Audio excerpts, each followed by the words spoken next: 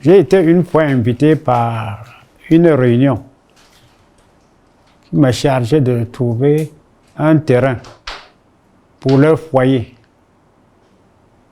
Par contre, je savais que j'étais quand même habitué à ce genre de travail. Je suis allé à Itoudi, vous connaissez l'abattoir. Hôtel, il y a un hôtel là, comment on appelle ça? À côté de l'abattoir, il y a un hôtel là. Disons à Itoudi. J'ai trouvé une plaque. On a dit terrain à vendre. Numéro de téléphone, tant. Je relève, je prends le numéro de téléphone, j'appelle. La personne répond. Elle dit, je suis à Bangou. Je dis, j'ai vu votre terrain, ça m'intéresse, comment on va faire? Il dit, j'arrive dans 3 jours. Je suis allé attendre. Dès qu'il est arrivé, il m'a appelé. Il m'a dit, c'est vous qui sollicitez le terrain de Itoudi? J'ai dit oui. Je lui montre là où je me trouve. C'est-à-dire, je localise ma maison. Il est venu. J'ai dit, c'est votre terrain? Il dit oui. Où est le titre? Il me montre le titre. Vraiment un titre en bon et due forme. Je connais quand même voir le titre. Ce n'était pas un duplicata. Ce n'était pas une photocopie. C'était vraiment le titre. J'ai dit, votre carte d'identité. Il me montre. Ça correspond vraiment au titre. J'ai dit, il faut un certificat de propriété datant de moins de 3 mois. Il me sort un certificat de propriété qui avait plus de 8 mois d'âge. J'ai dit non. Il faut que le certificat de propriété date de moins de 3 mois.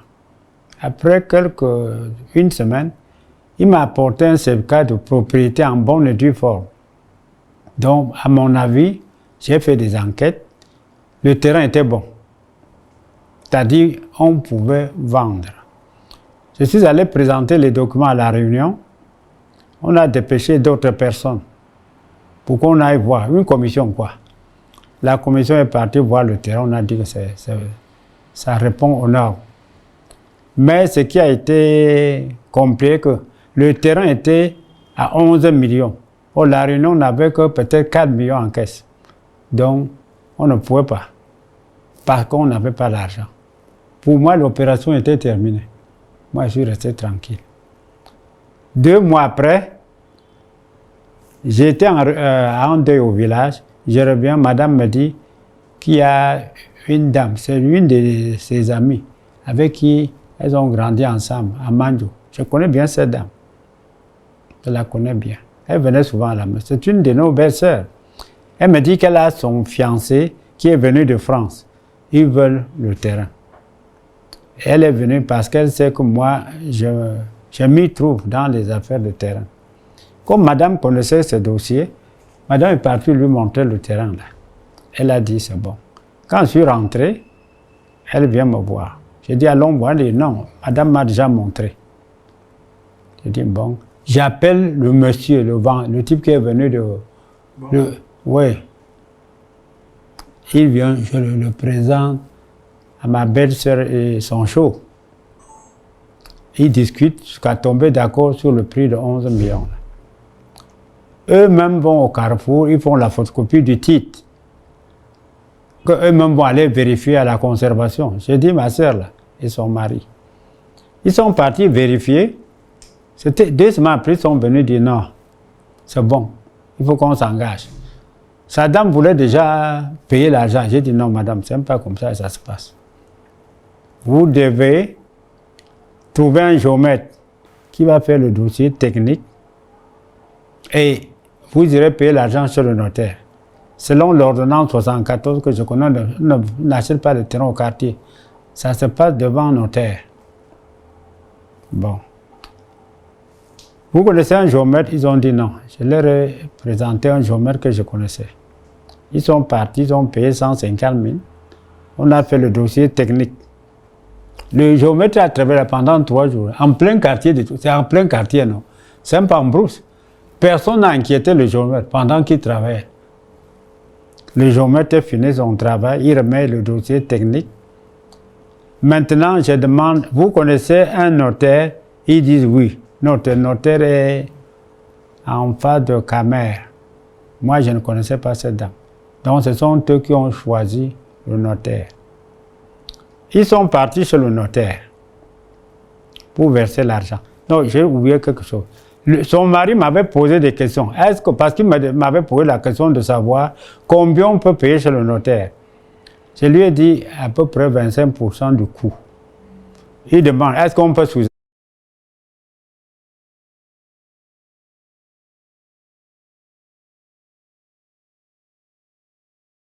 ne paye que le montant que tu as déclaré. C'est ce que moi je sais.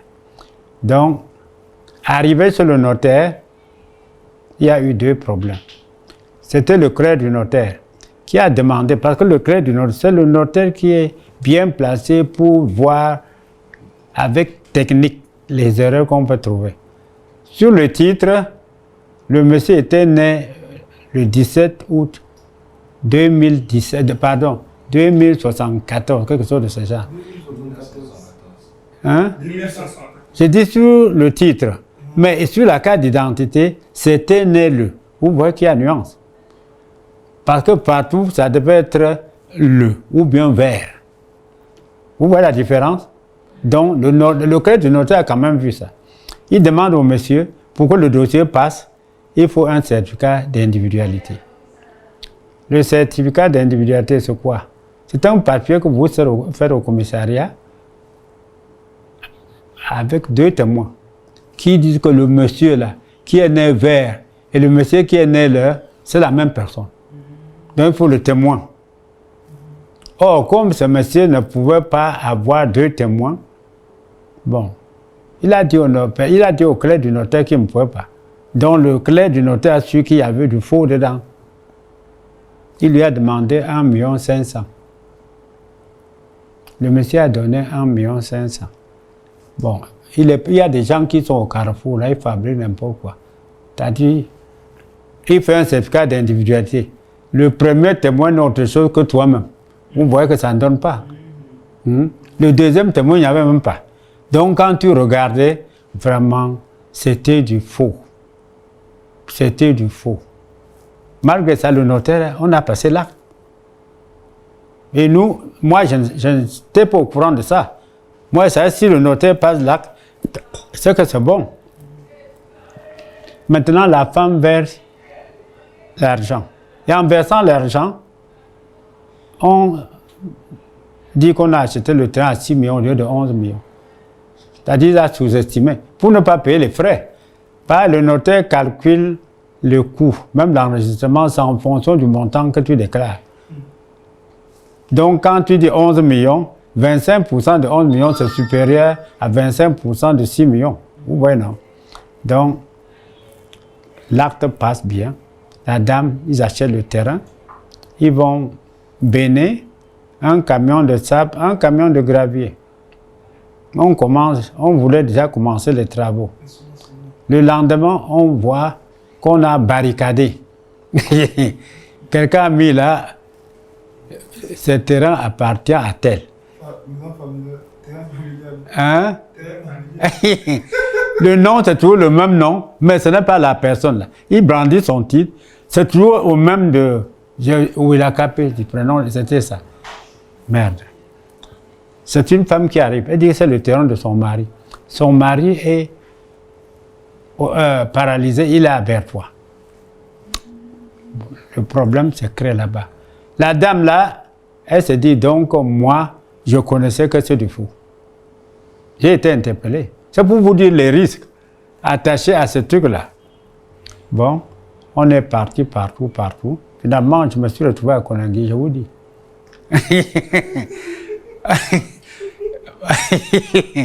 Vraiment, suivez. Moi, j'aime donner des exemples pratiques. Pour que prochainement, si vous voulez vous engager là, sachez qu'il faut être. Que ce n'est pas facile. En fait, dans toute chose, il y a des risques. Hein? Dans toute chose qu'on fait, il y a des risques. Voilà deux titres, n'est-ce pas? Vraiment, ce n'était pas la photocopie. Ce n'était pas. Quand ton titre, tu perds ton titre, tu fais le duplicata. Ce n'était pas le duplicata. Voilà deux titres fonciers, identiques, mais non, mais ça appartient à deux personnes différentes. Comment c'est donc possible? La faute à qui a délivré? Hein? Qui a délivré les titres? Afutaki, comment ça se fait en fait? Comment? Comment ça se fait qu'il y ait deux titres au même nom? Les deux titres étaient au nom de Wilakapé.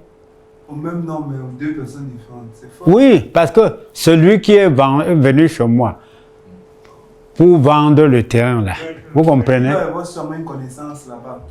Ce n'était pas le Wilakapé qui est paralysé. Celui qui est paralysé dit c'est son terrain. Je ne sais pas si vous suivez bien. Hein? C'est juste que la personne qui sortait de Bangou, c'est sûrement qu'il a des relations sûrement là-bas. Peut-être c'est forcément, il devait se connaître. Voilà, maintenant, on appelle le type qui est venu de Bangou, il ne prend plus le téléphone. Vous comprenez? Alors qu'il prenait. On l'appelle... Hein?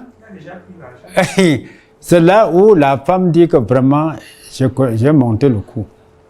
Bon. Il a fallu donc, on était obligé de prendre un avocat. Maintenant, c'est l'avocat qui va constater que le certificat de propriété qui a servi à passer l'acte n'était pas en forme, n'était pas bien. Parce qu'un certificat de propriété doit avoir deux témoins. Il n'y avait pas un seul. Le premier témoin, c'était toujours lui-même, toujours Wilakapé. C'est-à-dire le monsieur venant de Bangou. Vous voyez? Et vous voyez aussi, nous allons analyser beaucoup. Vous voyez même les clés du notaire. Il sait bien que ce dossier-là n'est pas bon. Il a pris 1 500 000 pour que l'acte passe. Alors que le notaire est là pour protéger les parties. C'est pour que vous puissiez voir notre pays. Voyez notre pays, 1 500 000. Sachant que c'est du faux qu'on lui donne. Parce qu'en tant que clé du notaire, tu dois voir que le certificat d'individualité, ce n'est pas valable. En tant que notaire, tu as passé là. Maintenant, vous voyez les difficultés qui viennent de part et d'autre. C'est l'avocat qui a permis qu'on voit ce qui est clair et que j'ai eu ma liberté. Vous voyez. Maintenant, on va en profondeur.